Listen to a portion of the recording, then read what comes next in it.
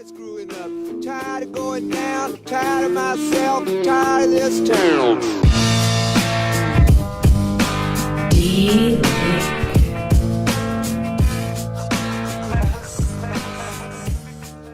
Eminent Waste of Time, episode 26. I'm Doug. And I'm Chad.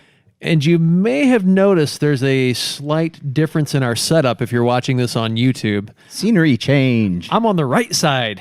Yes, you are. That's the only difference. That's the only difference. Nothing else to see here. No, we're actually doing this podcast, if you haven't figured it out already, and for our audio-only listeners, from Chad's new Polaris fanboy machine. No, I am not a fanboy. I bought one.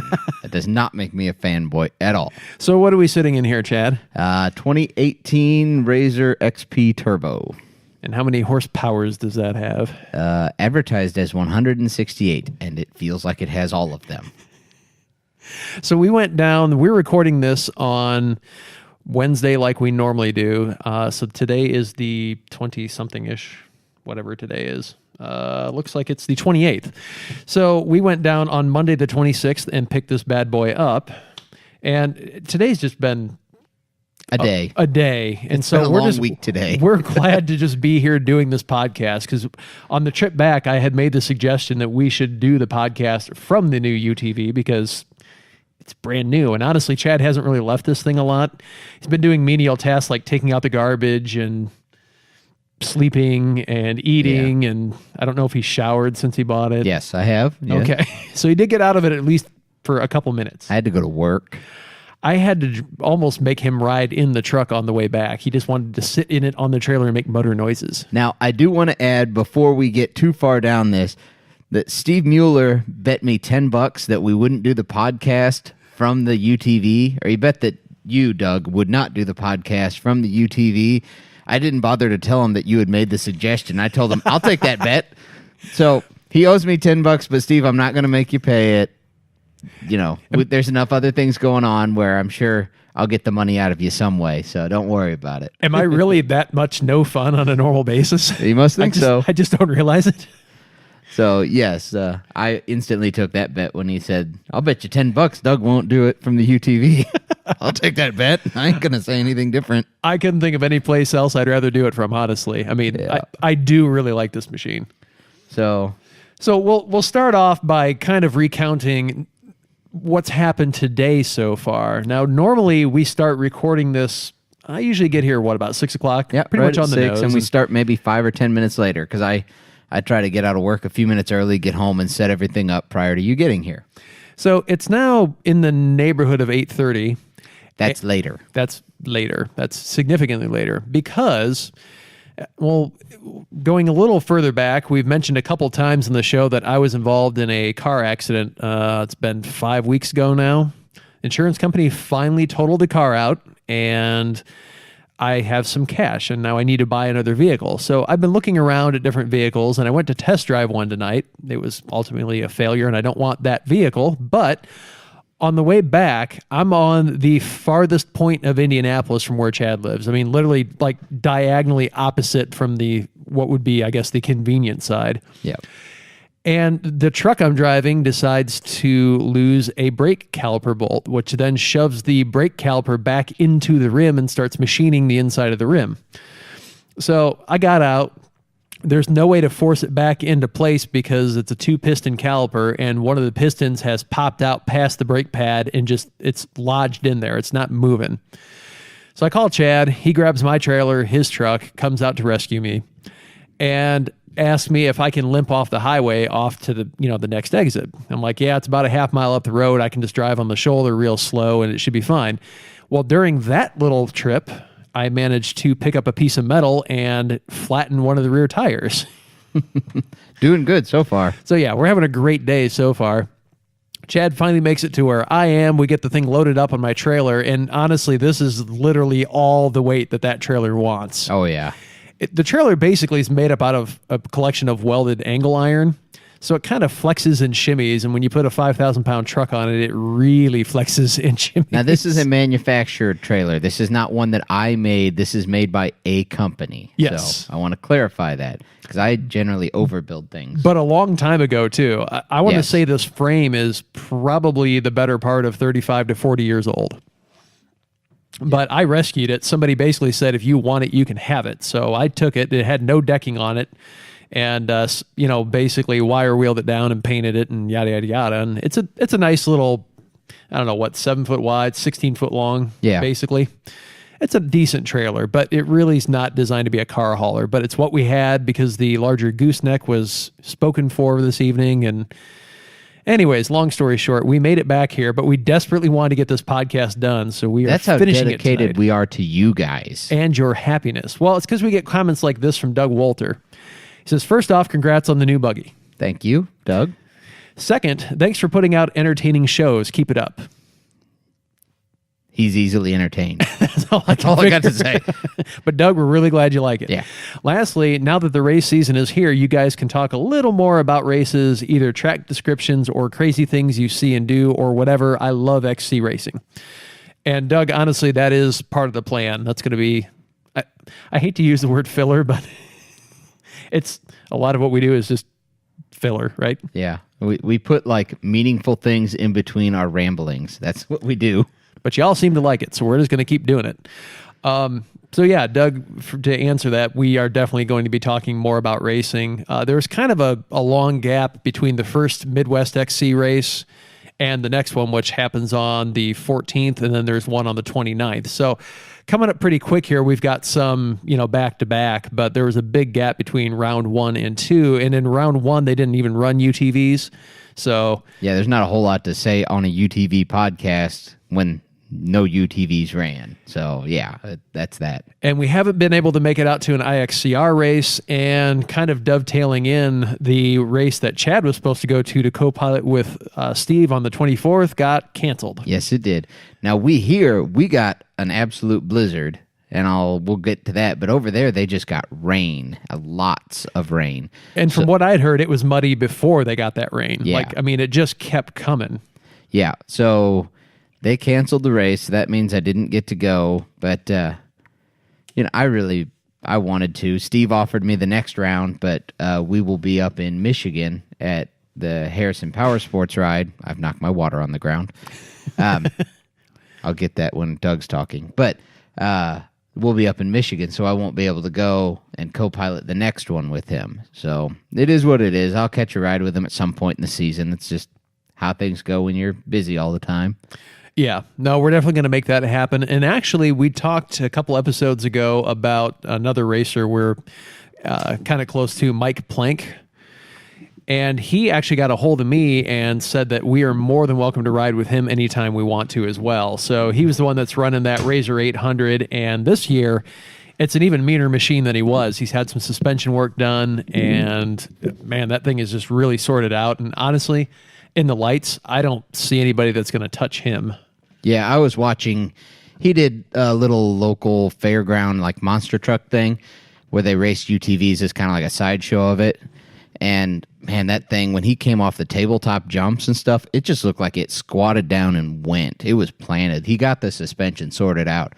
Not that it was bad before, but he's really got it dialed in. So yeah, we've got a lot of opportunities where we're not just going to be talking about things we saw, but hopefully we're going to be involved in some races. And Chad's new baby here, he's thinking maybe not race this. Yeah, not yet. Not yet. It's a lot more power than the other one. And that's an understatement. Oh, yeah. Well, we'll get to our initial review thing here later on, but I would not feel comfortable going out there and trying to, at speed, especially not knowing where the wheels are on this thing yet, as far as just driving it. I wouldn't feel comfortable doing that. So I'm going to not race it right away. We'll see what the end of the year brings, or it might be next year, or who knows. Maybe a whole different buggy just built for race at that point. Who knows? But, yeah, this one's not getting raced straight away, so sorry. You kind of want to enjoy it before you wreck it. Is that what you're saying? Yes. And I don't blame you. The Plus, wife would murder me. Well, especially given, you got a really good deal on this, and we'll get to that too, but it still was significantly more expensive than the old one, and you haven't race prepped it. It's a nice machine. It's not race prepped. But it's not race prepped. No. So you're talking about buckets of money to do that, and then we talked about, the $1,000 to $1,500 racing weekends, and I got to recover from this first. And we're not sponsored. I mean, we do have some sponsors that helped us race last year, but we're talking at very minimal levels. It wasn't like Polaris came in and said, we'll sell you that at our cost. Right. I mean, some of our sponsors that we mention at the end of every show, they do give us cash. One of them did particularly. Yeah. And we very much appreciate it. But when I told him even what it cost us to race, he goes, oh, that money that I gave you sure doesn't seem like it touches much. And I said, we appreciate it, so don't take it wrong. It covered our entry fee. I mean, that's great. But yeah, it just doesn't cover a whole lot else when it gets to that. So we are going to eat a little bit of crow, but so is the weatherman. So the IXCR race we talked about, and we kind of, they're going to get 5 to 7 inches, whatever. Yeah, they got way more than that. They got 10. So I will fully admit I was wrong. We were wrong. I was wrong as well, but so was the weatherman. Everyone was wrong. It's not just our fault. They ended up racing in about 10 inches of snow. Roughly. Yeah, it was. In fact, we've posted pictures on Facebook. If you haven't had a chance to go look at that, jump on our page on Facebook and take a peek. But I mean, they're racing, and it's not just the snow on the ground. It's like a blizzard while it's happening. Yeah. I know. Who was it? Was it Devin? It might have been Devin. Someone, I think it was Devin, said it was Devin Smith. Yeah. He just said that when he got there, he basically saw the conditions and was like, I'm just putting it in cruise control and I'm going to try and finish. And he did, and I think he ended up 4th.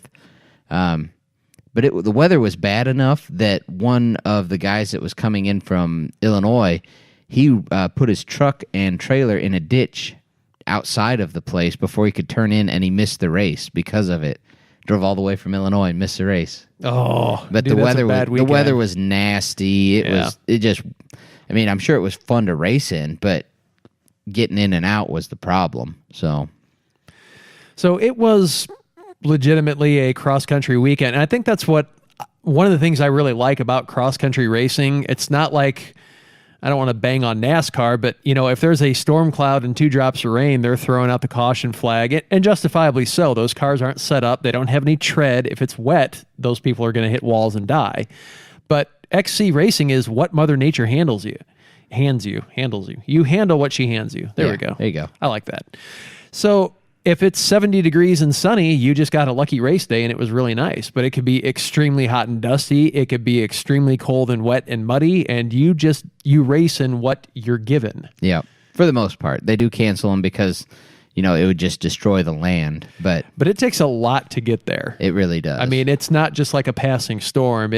Round 3 last year was the one where literally the mud was 18 inches deep in spot and even deeper in others. But I mean, I remember walking in spots where my muck boots that come, up almost to my knees, I almost spilled over the top, like into them. Yeah, I had several times where it went over them, but mine are pretty elastic and they grip tight to my calf, and I was in over my knees. But there's literally nothing you can do at that point. You can't race in that. In fact, we're kind of the infield area where people are just goofing around. It got churned up into the consistency of like mud wrestling mud. Peanut butter. Yeah. Or a little thinner maybe. Yeah. I mean, you couldn't do anything with that. But that literally is what it takes to cancel a race. Yeah. So it was fun to see the guys out there in those conditions, and mainly because I wasn't in them with them. But didn't have to. Didn't have to. Call me a wuss, don't care.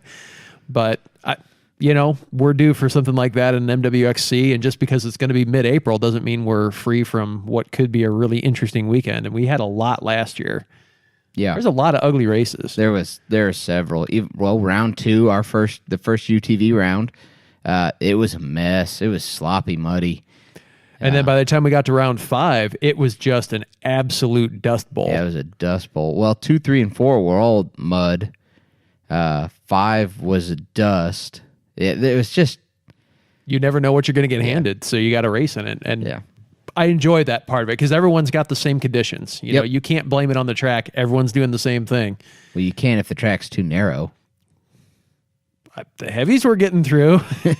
Yeah, with damage too. But anyway. But yeah, so we were wrong. We'll eat some crow. They did get a lot of snow. In fact, I think that was a record-setting day for Indianapolis. It was by like 3 inches. Yeah, I mean, it was a huge snowfall, brief and intense. And now we're Wednesday, but even by yesterday, it was all gone. Yeah, we've had some warm weather and got nicer. A lot of rain. We've already had a lot of rain. And that's going to continue throughout the week. So I'm glad there's no race this weekend because it would be legitimately horrible. Yeah. So hopefully it'll dry out and kind of clear up for the next few weeks and the ground will firm up because that's what we really need it to do is firm up from the freeze and thaw. But so I guess we should stop making them wait and talk about this thing. This thing. They're probably chomping at the bit right now. Yes. So here, by the time this airs, a video will already have come out of our trip down to go get it. It's not going to be a long video. It's not going to be an in-depth video. It's just kind of bringing you guys along. It'll probably be a few minutes long is it. But we wanted to let you know, or I did, because a lot of people ask where we got it, how much they are, and everybody likes to hide that. I did not get any special deal on this. I didn't ask for some, great deal because we do a podcast and I'll try and advertise for you or anything like that. I literally called this place and was like, okay, how much is a RZR XP Turbo? So we went down to, I'm sure many of you have heard us say we were going to Tennessee, and you probably guessed it, but we went down to Abernathy Cycles down in, was it Union City, Tennessee? Yes. Yep. So that's where I went to get it. The quoted price prior to sales tax, just the machine, was $16,184. I'm wanting to say just under $16,200. So I've said on the last podcast that I tried to buy local. I was more than willing to pay more and buy local. Those guys were $20,500, something like that. I mean, we're nearly $4,000 difference. I'm just not going to stomach that. I can drive to Tennessee, which is 5 hours from my house. I can drive there for $4,000. Oh, yeah. Many times. So it is a base model XP Turbo. It is the Walker Evans shock one. It's not the Fox shocks. I didn't see the reasoning to spend the more money. I didn't really want to. I was going already from a cheaper machine to a more expensive machine. And putting out the extra money just wasn't really in my budget for this one. I would have loved to have the dynamics, but also not in the budget. Yeah, no.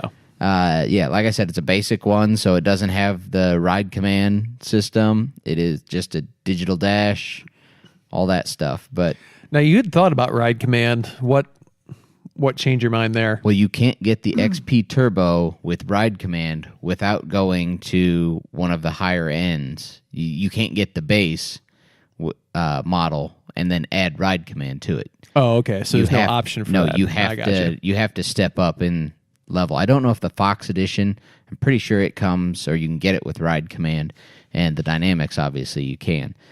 Now, you get a lot for it, getting the ride command, because you get speakers, and it's got a radio built in, plus, like, if you have the dynamics, that's worth some real money there, too.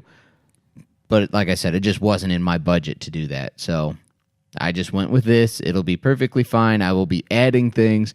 And that was one of the things I wanted to do. Could I have, financed more and gotten a fully tricked out machine? Yes. The money, getting the money wasn't the problem per se. I just didn't want to. But we also wanted to be able to do things to this machine and show you guys what we're doing and how to, trick yours out and different options that you have. And if it's already got it all, what's the point? Yeah, so we definitely are going to be recording videos as we make things for this, as we install things, and kind of tie it to the Eminent Performance side, not just the Eminent Waste of Time. But we want to bring you guys along and just give you some interesting content that's not just us babbling, but showing we're actually are semi-capable fabricators and human beings. Yeah. So semi-capable. Oh, the other part of the deal with this machine when I bought it was you get $500 in Polaris accessories. So that's the Polysport roof and the half windshield, and I got an oil change kit too that came with it. So that'll get the break-in oil out of it as soon as I hit the 25 hours on it. I may end up shortchanging that a little bit because when we go, I want to get through break-in before we go up to Michigan, so that I'm not, thinking about that. Which sounds easy enough, but when it's raining all day, every day, it becomes a lot harder. Yeah, it gets hard to get 25 hours in on a machine in a week and a half when it's raining all this week, is what they're saying, and I need it to dry out. I really do. I just don't want to shred the ground any more than I need to right now. It was when you see the video, when you see the video, you'll know. You'll know why I say that. The skinny pedal just makes grass explode. It's amazing. Weird. Yeah. How does that happen? So initial impressions. I'll let Doug go first because I got off the trailer. I took it for a lap around the yard and one run down the road, came back, and then you jumped in it, right? Yeah. So I didn't buy this thing. I just have access to it. And even so, I mean, you know how it is when you buy something, you're even more excited than the person next to you who just got to drive it. I couldn't wipe the grin off my face for like an hour. Yeah. I mean, I went home and I realized I'm telling Jenny about it and I'm still smiling like an idiot. But the power is just unreal. Now, I don't have a ton of UTV experience. Like I've driven 30 different models and I can compare this to that. I've been in several different Rangers. I've been in your old Rhino, which was really hopped up. For a Rhino, but it was still a Rhino. Right. I've been in the CF Moto, which again, we had race prepped, and for a light machine was no slouch. Yeah. And I've ridden quads before. I've ridden like full on, really ridiculously fast street bikes. This thing was as big of a thrill as the fastest street bike I've ever been on. Yeah. It really was. I was amazed at how, pulled out onto some blacktop and hit the skinny pedal, and the back end's just all over the place. Just lights the rear tires up. You're going 40, you push the skinny pedal down, it lights the rear tires up. I got it to 80, backed off, and the nose sank back down, which meant at 80, it was still pulling. Yeah. It's just a whole different machine from something like the CF Moto. You can't even begin to compare it. The other thing that really struck me after I got the stupid grin off my face and backed off the gas a little bit is just how much more suspension travel there is and how it just soaks everything up. Now, again, we were just 2 5-minute rides. We weren't out in the woods. We weren't beating on this thing, but it just soaks up everything it encounters. Yeah. I'll address the power thing first, then I'll get back to the suspension things. But yeah, the power is amazing. And I plan on doing more things to up that as time goes because why not? Because it's available. Yeah. So with pretty mild modifications as far as just like an ECU and a few things, you can get these to 200 horsepower.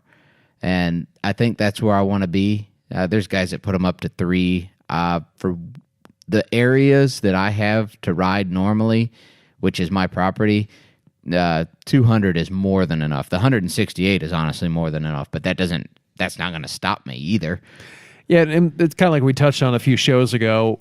For woods riding and certain things, there is kind of an upper practical limit where you're just not getting anything more out of it by being, having that much more horsepower. Now, I want to address the previous show where we talked about, and I said, no one needs a turbo. I think those are the exact words out of my mouth. And I did say, I want a turbo. No one needs. Yes, needs. And I still pretty much agree with that, but I wanted it. And I wasn't going to regret. I didn't want to regret in 2 months not buying the turbo when I could have. Well, did I need it? No, not at all. Well, and to be perfectly honest, nobody needs a UTV. So if we're already in the realm of disposable income and fun. True. Have some fun. I agree, but I wanted it, and I was like, I'm going to regret it if I just buy the naturally aspirated one, which is 110 horse, which is still good, but... You would have been bored in a week. I know you. Probably. Yeah. Okay, I would. Yes. So... I'm going to adjust you there. Doug's pointing things at my face.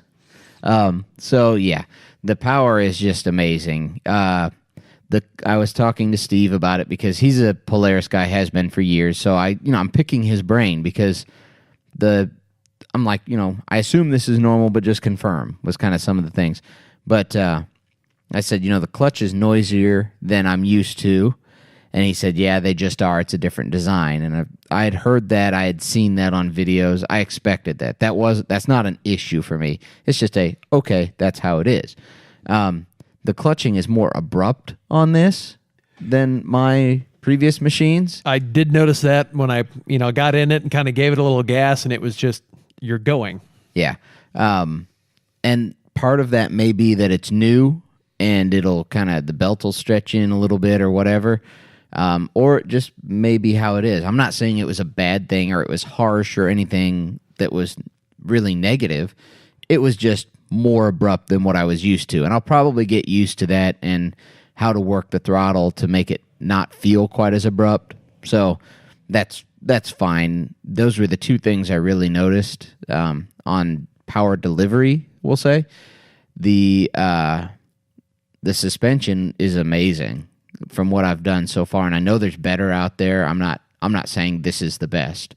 But I took my brother for a ride, and we went down the road and went to turn around in this little drive where they have a tower, and there's washed out because they don't really take care of it. It's just, they maintenance it enough to get big trucks in.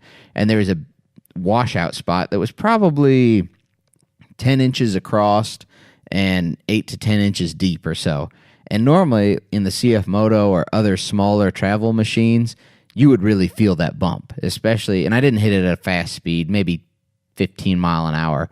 It just soaked it up like it wasn't even there. And even my brother turned and looked at me, and he still got his CF Moto, and he was like, I've never felt suspension like that before. Yeah. And because it was kind of wet and dirty out, you could see how much travel you had used. You weren't even close to... No, it didn't even come close to using it all. So I'm looking forward to getting it out, and I have a jump built back by my lake, and it's been there since long before I had this. It's been there for a couple of years now. It's probably 3 feet high or so. I want to put this thing up in the air and see how she comes down. So...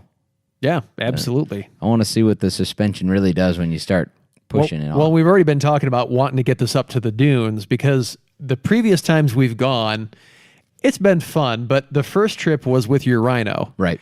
And the Rhino, basically, the first big dune is called Test Hill because the idea being if you can make it up Test Hill, you can make it up anything else in the park.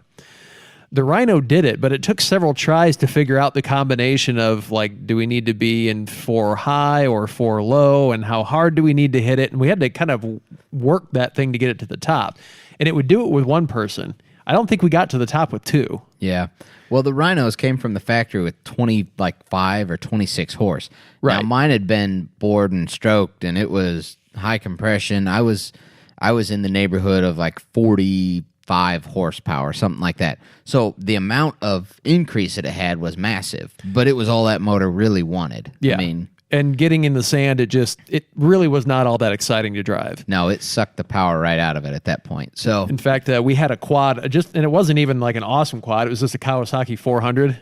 and it ate that up. Oh man, it was way more fun. Yeah. So the next trip up was the one where I took my Honda 400, and then we took the CF Moto, and we tried to take my friend's dirt bike and some dirt bags, stole it out of the back of my truck.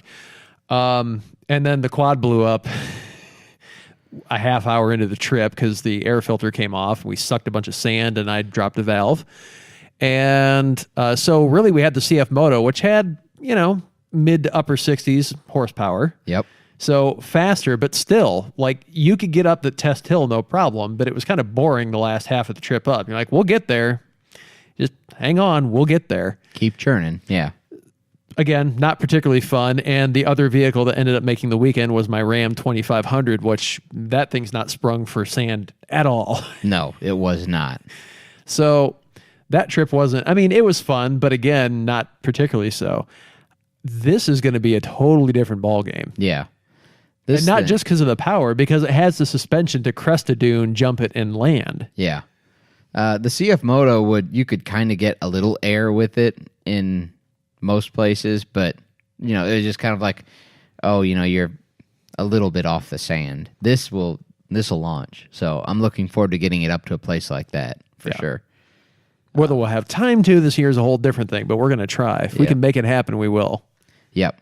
I'm also looking forward to getting it up to the Harrison Power Sports ride because their trails are nice and big and wide and pretty flat, and it'll be a fun one to get used to this machine on. Not super tight, fairly wide open, kind of get to feel the machine out a little bit more. Get some seat time in is basically what I'm really wanting to do with it up there. So that'll be a good time. Yeah. And literally, this is the most excited I've seen you ever. I mean, I'm not exaggerating. This is the most excited I've seen you, period. Yeah. It's probably true. And everyone's probably like zooming in on my face right now. This is the excited me. It looks a lot like the not thrilled me. No. On Monday, you just had this Joker-esque grin. Cheshire Cat. Yeah, I mean, it was ear to ear, and you couldn't stop. In fact, you couldn't stop saying how big the shocks were. I bet I said that a dozen times. It wasn't even about the horsepower. He just kept going, look at those shocks. They're so big. That was my Chad impersonation. The shocks are impressive on this thing. Just the size in comparison to other things, they are massive. And it's like that on all machines. I know that. But it's the first time I've owned big shocks like that. So you're happy. I am happy. You're not taking this thing back. I am not. So I'm very happy with my purchase so far. Everything seems like what I hoped it would be. I'm not saying it's a perfect vehicle yet, and I don't think I ever will. I've said it before. I don't think there is a perfect vehicle. I think there's flaws in every one of them. It's just, can you live with those flaws? So sounds like my wife is pulling in now. So if the garage door opens behind us, you'll know what happened. I told her don't. But but you know how it is. Sometimes reflexes, you pull in the driveway and you hit the button. Yep. She's here. She's here. Could be my wife too. I don't know. Is it that time? I don't know. What time is it? 9:00. Okay. We better finish this up before we're gonna cut you guys a little short this week. I'm sorry. So. We have a good excuse though. Stupid brake caliper. Yep. Well, before we get off the Polaris topic, did we talk about the Turbo S last time? No, we didn't. I don't think we did. No, we didn't. So they've been out. They're starting to show up at dealers. I saw a really good comparison video between a Turbo S and a X3. I think it was a Rock Crawler edition, because that's really what the two things that compare the best together. So both these guys, they switch back and forth between them. Neither one of them, I don't think, owned them. They were both factory vehicles that had been brought to them. And my wife is texting me. Can I pull in? I told her no. No, you may not. So I'm texting her no. So they compared both of them. They're switching back and forth between them. And their basic consensus, and both of them said the same thing, was the X3 had a more sports car-like cockpit where you sat in it, which I fully agree with, but you sacrifice some of your ability to see out of it in that vehicle. It rode lower, so it had more confidence inspiring in the corners, but they didn't think that the Polaris was bad. It just, because you sat up higher, you felt like possibly it could be more tippy. Not that it was. They said the Polaris is easier to get in and out of, which I've said the same thing before. That's kind of why I went this route too, instead of an X3. They're easier to get in and out of for, short trips, whereas the X3 is reclined and you're down in it. So it's harder to get in and out of, but a bit more, comfortable feeling. Really, their basic conclusion that they came to was both of them are great machines. They're just built with this slightly different mindset when the designers were building them. And really, that's a good thing for the market, because not everybody wants an X3, as crazy as that sounds. Some people may prefer the more upright seating position and the higher seating position, and that's why there are different UTVs out there. Yeah. It's just a different methodology, and there's room for all of that in the market. Yeah, I agree. So this was compared. You got to remember, this is the RZR Turbo S, the new one that just came out. So it's beefier suspension arms and everything else. And they were saying that the beefed up suspension arms and all, it was just built heavier. It's just built bigger and tougher.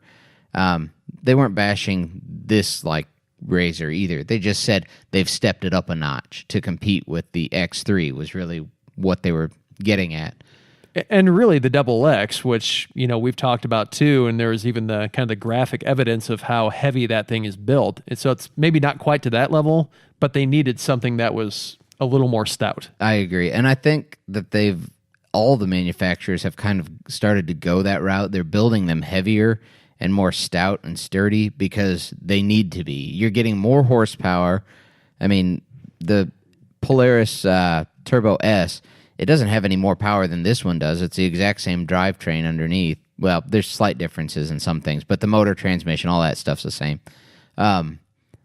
You're just able to go so much faster that you can break things so much easier. And it's amazing if you take a trail, say, at 40 miles an hour, because that's what your old machine was comfortable doing it at, and you get a faster machine, more horsepower, and you now run that same trail at 50, it's amazing what 10 miles an hour will do if you, God forbid, put it into something. Yeah. No, it makes a big difference, and, the big washed out whoops and stuff like that when you get out in the desert and all that it's a real thing. You need the suspension to be able to soak that up when you accidentally go into it cooking a little fast. And let's face it, the drivers aren't getting any better. No, they're not. If you ever have some time and are really curious about what these look like when they really get messed up, you can go to, there's several auction sites for, insurance auctions, but go to Copart, COPART.com, and you don't have to be a member to look through the auctions, and just throw in, X3 or RZR Turbo or something like that, and just see what these look like after people have had them for, in some cases, like an hour or two. They just ball them up. I mean, it happens. So, yeah, that's a real thing. So I think the new RZR S, the Turbo RZR S, it looks like a great machine, and everybody I've talked to and heard review them and everything else, they all just say it's built completely different. It's not a upgraded version of this. It is a completely new machine. And they aren't just saying that to say that. The factory even confirms it's a different frame. It's different things. So it is a different machine, and I think they've stepped up their game with it. I don't think it's an X3 killer. I think it's competition for it now. Yeah. It's by whichever one you feel like fits your riding the best. So, and while we were up there, we got to see the old Ace, the 800, or was it a 900 that was sitting there? It was a 900. 900. And that same thing. If you're thinking the new single seater is just the RS1. The RS1 is just an updated Ace, you could not possibly be more wrong, because having sat in both of them, there's not a single part that they share. No. You look at the old Ace. I call them the old Ace. They still sell them, but you look at the Ace, and it is a quads frame. It is a quads shock. Yeah, it's got small shocks. It has very limited travel, suspension travel wise. And then you look at the RS1, and that thing is just, it's mean sitting there. It is this thing, without a turbo, obviously, but it is a full RZR XP that has just gotten narrower. It's like they took a foot out of the middle or more. Whatever it is. And sitting in that, I didn't get to test drive one, but just sitting in it was confidence inspiring. You felt like you could drive and race this thing, drive it hard, race it fast. The Ace just kind of felt like you could have some fun with it. Just the impression of sitting in the two and then walking around them, totally different beast. The RS1, very impressive. I'm not going to lie, I kind of wanted one really badly. Yeah, it was neat to sit in it and see what everyone was talking about, because you really sitting in it behind the wheel without moving your head to look, you can see both tires right there. I'm hitting my mic. So going through the woods, you could really just put one, your inside tire right up next to a tree and just hook that corner and go, and not ever have to worry about, I didn't know where my wheels were or anything like that. It really was neat. Now I still think it's a niche market, because it's how many people are riding alone and know that they will be riding alone for a long time. Not many. You, if I didn't move down here? Well, probably. But Now, I will say you seem to sure get a lot for the money on those because they're not all that expensive. I mean, No, what, talking 13? Yeah. Between 13 and 14? for the performance you get, that's a lot. Especially when you look at what they've beefed up. I mean, I've seen the front end in this, and I've seen the new differential in the RS1 up close. And I mean, we've talked about the teardown videos, but when you look at the machine, they've beefed it up in all the right places. Yeah. And they've moved the radiators to the back. I mean, they've done the things that are basically race prep that people do to try and make them last longer, survive, be able to go through the mud and not have a problem. They've done that already. And I'm not saying that they're fully race prep machines, but they are, from the factory, they're taking the clues and hints that the racers have been doing for years, and they're doing it now from the factory to make them better machines straight away. So, And you know at some point they're going to release a turbo version. oh yeah. And that thing is just going to be a riot. Oh, and yeah. And that might be when I dip into that market. You're talking about a family buggy. What do you mean? Did I ever say I was only going to have one? Nope. You can buy two if you want. All right, we're probably. I think my wife just pulled in, but I mean, she'll be patient because she's a wonderful woman. But we probably should do trivia and start pulling this together. We'll do a trivia stupid thing with Chad, and we'll get out of here. I thought this was the stupid thing with Chad. We're sitting in. This is awesome things with Chad. Oh, okay. So, trivia with Doug. Let me get to your trivia. Okay, you ready, sir? I am ready. Question number 1. How many hearts does an octopus have? How many hearts? Yes. 8. No, that's arms. Oh, maybe they have a heart in each arm. I don't know. 3. Yes, you are right. It has 3. Nice. Is that a guess? It was when 8 failed because there's some other animal that has 8. The 3 was the next number in my head that seemed like I'd remembered it from somewhere. So we'll go with partial guess. Okay. Question number 2. How many red stripes are on the American flag? Doug's a communist. It's 7. Yes, it is 7. I just wanted to pause to make you wonder. If you were a communist? Yes. Well, communists are red. Yes, but it's all red. Oh, okay. Number 3, in the movie Spaceballs, classic movie, fine art film here. What magic power is taught by the sage yogurt? The Schwartz. Yes, it is the Schwartz. Yet again, another great movie. Yogurt. I hate yogurt. yogurt. Even with strawberries. We recommended Uncle Buck last week, and this week we're recommending Spaceballs. And if you're getting behind, we should do a movie a week. And if you're getting behind, you better start watching these. Yes. Okay. Question number 4. What company's tea shipment was destroyed during the Boston Tea Party in 1773? Wasn't it like the India Tea Company? East India. East Tea. India. Yep. East India Tea Company. You get half an internet point. As opposed to West India because it's landlocked? Come Yes. on. It was the only option. Half an internet point, sir. Okay, whatever. That is all you get. Number 5, in the movie Minority Report. I don't know why I have so many movie ones, but in the movie Minority Report, what part of Tom Cruise's anatomy does his character replace to help him avoid the authorities? His eyeballs. Yes, he does. That is one of the most chilling, disgusting scenes. And not because it's creepy like a horror movie. Just if you haven't seen it. Okay, so I'll run through it real quick. He gets his eyes replaced, but he's got bandages over them because they need to heal. He can't open them for, 48 hours or something? Yeah. Well, they say, we've left you food in the fridge. Well, what they didn't mention was that there was other old, moldy, disgusting food. So he pulls this sandwich out that's just like green and dripping, takes a bite out of it, and there's milk that's more solid than liquid. And yeah, nightmare fuel. What's the stuff you normally eat? Because we're going to get to that real quick, We'll too. talk about that shortly. Don't you worry. Okay. Question number 6. In terms of decibels, the sound, what is normally the loudest instrument in a symphony orchestra? I'm going to go outside the box and say it's the timpani. No. The big drums. No. No? It is a trombone. What? Dude, I'm telling you. Okay. Well, they can get loud. My son plays one, but Yep. well, there you go. Okay, question number 7. What do the letters MG stand for in the British sports car? Mostly good. No. No. Because that's a lie anyways.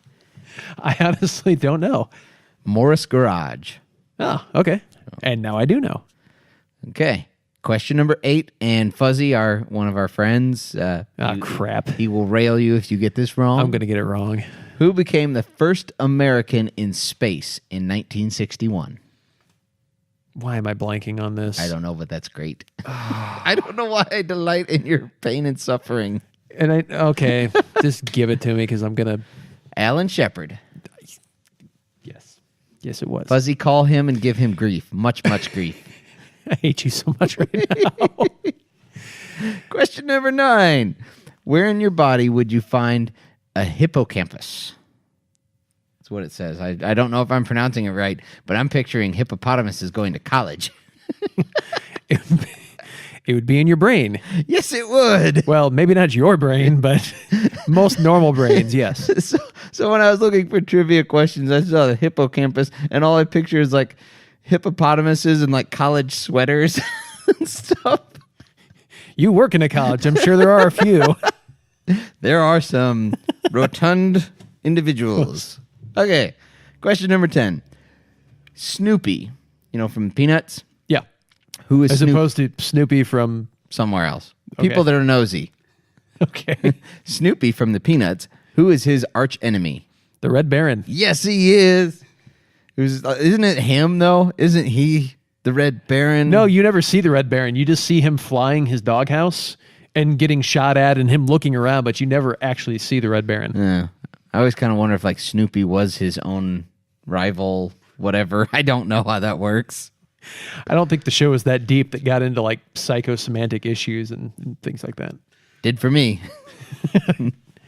So okay. I missed an Easy Space one, which really disappoints me. Yep. Otherwise, I literally froze though when you mentioned Fuzzy in space and my mind went blank. You could have asked me the first. Deer in the headlights. Oh crap! I did. I totally I offloaded everything I knew in that instant.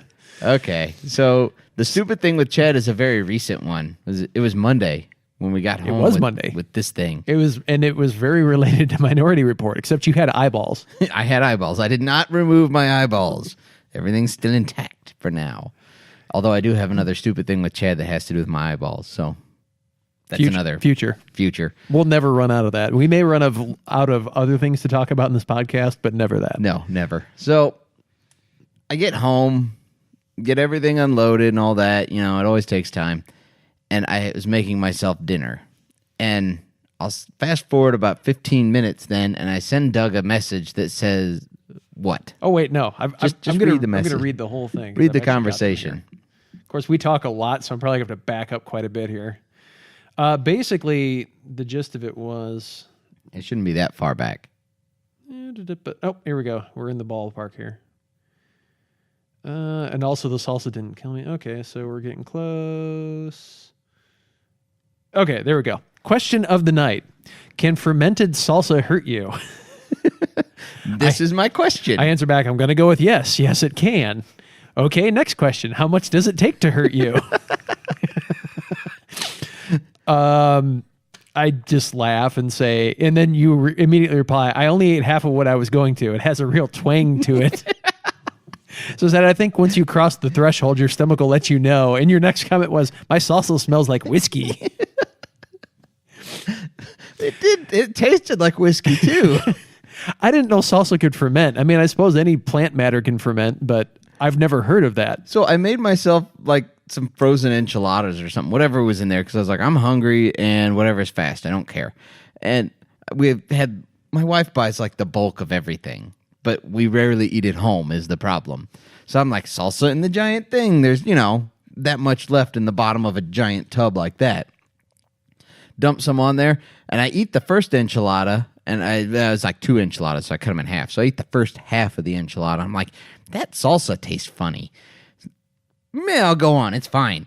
And then I'm eating the second one. That's when I sent the message to Doug. Man, that stuff had turned. And I was like, well, maybe. My favorite comment was, I already had put it on my food. Can't let good food go to waste. I'm like, but it wasn't good food. Well, the food under the salsa was good. I had to eat through it to get there.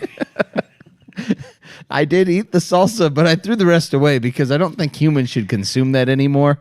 And I didn't want my family getting sick. I was fine. My stomach did feel a little funny, and I almost messaged you to ask, what food can you eat to counteract bad salsa? I was going to tell you rotten milk if you would have actually sent me that. I went with cereal. Close enough. So my wife's famous statement is, we're not eating this, but it's okay for you. All you needed was that brown cranberry juice to really top it off. I am like a garbage disposal, like a goat or something. I can eat that. It's fine. I'm not particularly picky about what I eat, but you do take it to a whole different level. I'm like, I always look at it like, will buzzards survive? I mean, okay. So anyways, we're going to end it there. I'm so sorry, sponsors, but I have to acknowledge that you're a part of this podcast. So I want to say a huge shout out to... I'm sorry, I just keep thinking about you eating that stuff. I want to say a huge shout out to Watch Communications. It's my whiskey salsa. They just upgraded our hosting for free, so they are continuing. But now if you go to eminentperformance.com, we actually have an SSL certificate, meaning it's secure. Yay. Because we found out that, actually Fuzzy informed me about this, that Google and YouTube penalize your search results if you don't have HTTPS capability, if you're not SSL. You know how many people have no idea what you just said? What it means is more people will find us now. The Googles are on our side now. Well, maybe not on our side, but less. They're not against us. They're as less much. against us. So thank you so much for doing that for us. We really, really appreciate it. Again, if you need internet access in the Indiana or Ohio area, look them up. And if you need web hosting from anywhere in the planet, they can hook you up with that as well. Go jump over to our website to find links to that. Want to say also thank you to TGM Offroad, utv-doors.com, and give them a little plug. They are probably going to be making the doors for this fine rig. Yep, we are in talks right now. I've seen pictures. They're phenomenal. Yeah. I don't think a factory door could possibly look better than what he's doing. No, he always amazes me. He does his own custom graphics, and he'll design yours for you custom if you want. But it always amazes me how well he blends them in and makes it look like it should have just been there from the factory. Absolutely. Also want to give a shout out to UTV Engineering, and they are probably going to be helping us out on clutching with this once we figure out what we want to do differently and or Chad destroys it. Hope not. And also to Harrison Power Sports, big shout out to you guys, and thank you so much for putting on that ride. We're really looking forward to being up there.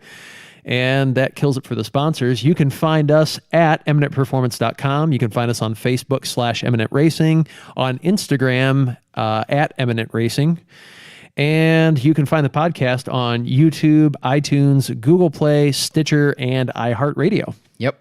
All the big ones, I guess. So, and honestly, this month, I want to say thank you to everybody who's been spreading the word. I've seen in the past couple weeks a decided uptick in listenership. So I can only believe it's because we begged you guys and you started mentioning it to other people. It's clearly not because we're doing anything better or different. It's all because of you. And honestly, that's a big step because it means you had to admit that you actually listened to this, to some other human being. Well, it could be like, look at the train wreck. I mean, it's a terrible thing, but I can't turn it off. Away. Yeah. No, seriously, we really appreciate you guys, and we love the feedback, and it just tickles us pink to know that we are bringing some joy and entertainment into the week, and really seem to be kind of the only UTV podcast out there. So go figure that one out. Yep. So. All right. Well, we got a bunch of stuff on the docket, and we've got a brand new buggy to do it in. And as always, thanks for riding along with us. Thanks, guys. Tired of going down, tired of myself, tired of this town.